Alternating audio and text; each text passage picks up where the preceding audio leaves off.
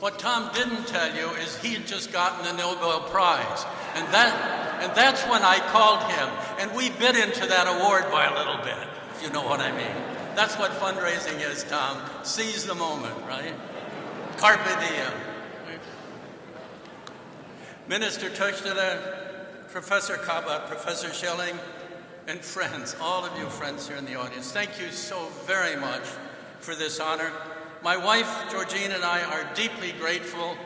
Vienna is for us a really special place, and IIASA a special institution. In 1965, I was assigned to the U.S. Embassy in Germany as Deputy Scientific Attaché. The office was also responsible for Austria, and I was especially eager to come to Vienna because my father was born here and his degree in chemistry was from the university.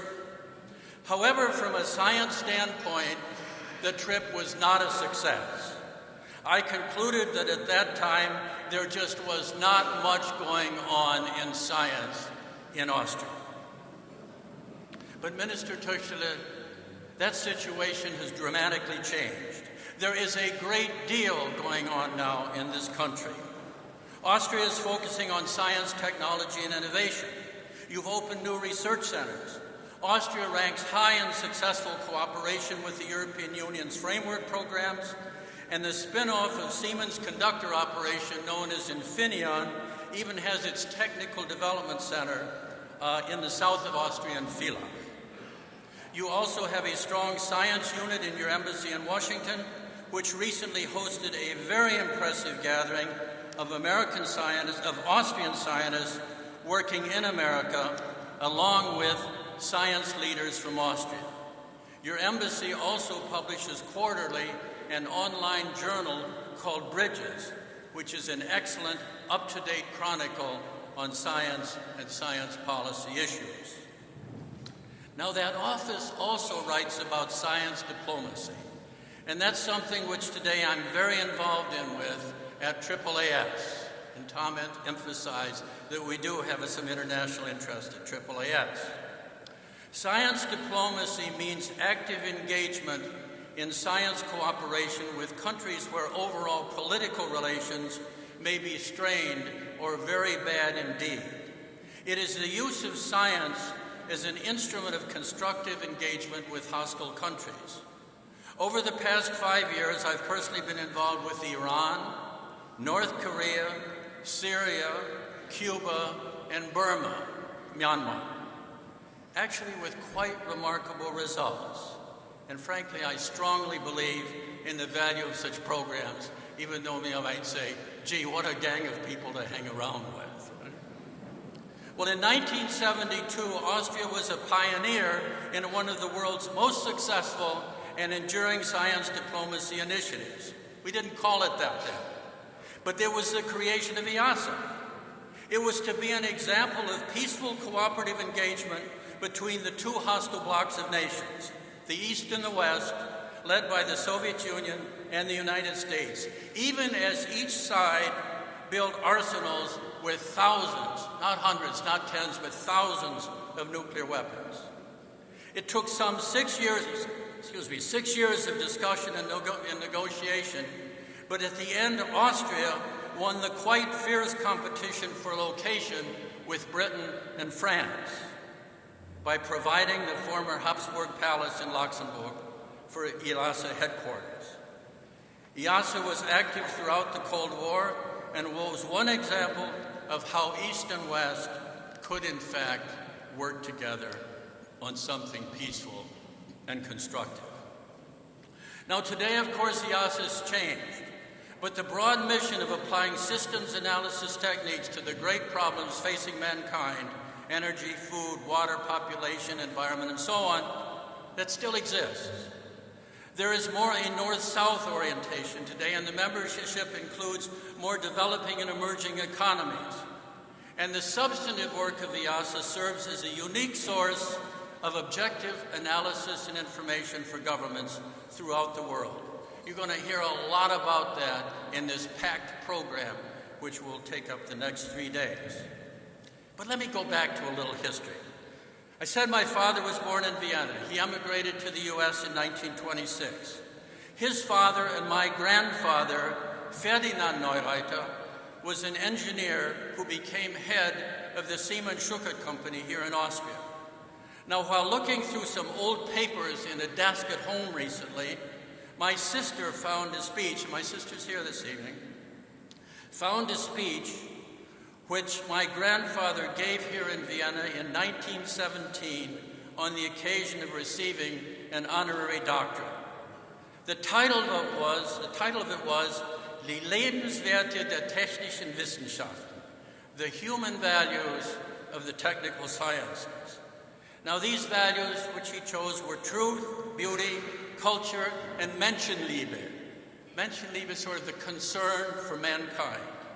He developed the argument for each one of these. I won't repeat it all, but it was a great tribute to what technology, especially at that time, steam and electricity, had done in freeing human beings from brutal physical labor.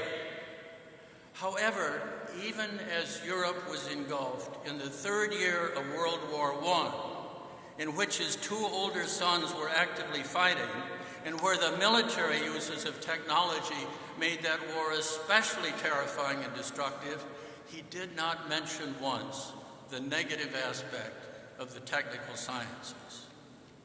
Now, this issue, in fact, remains one of the great global challenges for mankind today, preventing the misuse of science and technology, and especially the proliferation of nuclear, biological, and chemical weapons. There now, in fact, exists a 24-nation body called the Global Partnership dedicated to this goal.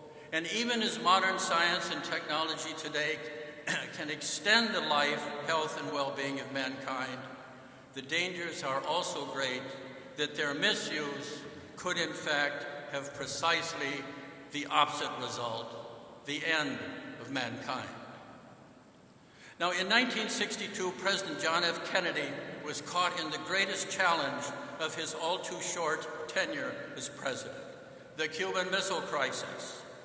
On October 23rd, exactly 50 years ago today, he made a potentially fateful decision by ordering the U.S. Navy to set up a blockade to prevent any Soviet ship from reaching Cuba, where Soviet nuclear missiles directed against the United States had been discovered. He was risking a nuclear war, but he believed that his solution would work. It did. Thanks to Khrushchev, it did. And a few days later, the crisis ended with the Soviet withdrawal and the greatest threat of nuclear war since the start of the nuclear age was over. But there are still thousands of nuclear weapons in the world. Professor Schelling has spent many years applying his own unique skills to finding a peaceful outcome to the nuclear era and diffusing its horrendous threats. But his work, Tom, your work is far from done. We also discovered something else about our grandfather. On July 9th, 1918, most probably right here in the Hofburg, he was elevated to the first level of Austrian nobility by the last Emperor of Austria, Karl I, for having established what is now the Wirtschaftsuniversität, the Economics University of Vienna. Ironically, it was only a few months before the end of the Habsburg Empire. But today, we do have the designated coat of arms and the marvelous handwritten documents conferring that honor on him. And if that system of nobility had not been eliminated after World War II, I could proudly stand here before you today as Dr. Norman Edle von Neureiter.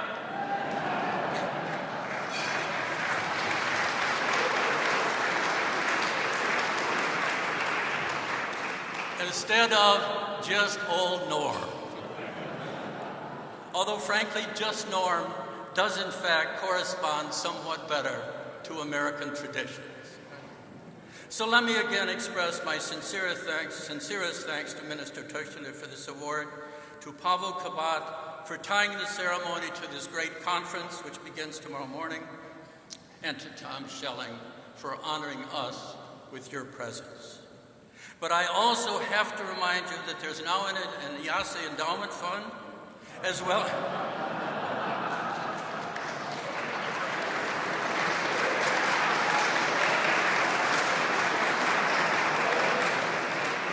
You can't turn on TV without a commercial, can you, right? As well as a U.S.-based charitable organization called Friends of IIASA. And actually the lawyer who pro bono has helped us in putting that organization together, Todd Samelman, you might stand up and take a bow. From Perkins Coie in Washington.